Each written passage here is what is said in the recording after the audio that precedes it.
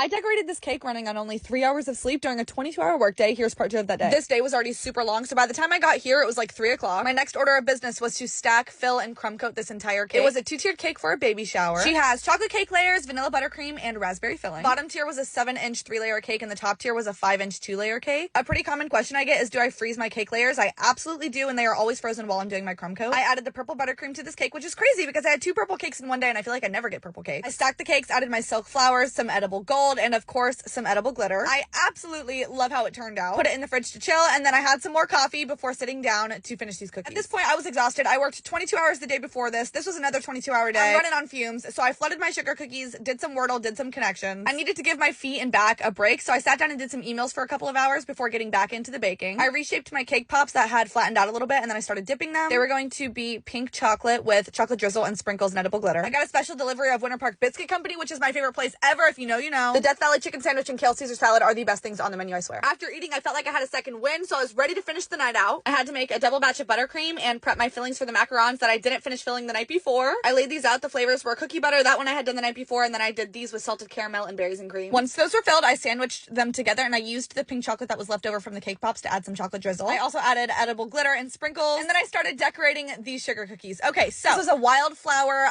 wedding shower, I think. Wait, what is that called? It's a bridal shower. A bridal shower. Okay, so it was wildflower themed, so I of course did a bunch of flowers. And let me just tell you something, okay? Let me tell you something. Wildflowers, flowers in general on cookies, they just take forever to pipe out. At this point, I was really happy with how they were turning out. They're so colorful and pretty. I added lots of little edible gold details. And then once I was done with those, I wrote out letters to all of my clients who were picking up. I just think handwritten notes are a really nice touch, okay? And I also knew these clients very personally, and I love them to death. And let me tell you something else. This was a very crammed 2 days, but it was for a reason, okay? I got a lot of crap on my last few videos for working so much, but I do have like a work-life balance now, okay? I got on the plane the next morning, and then I was with my bestie in California. And that's it, okay? Love you, bye!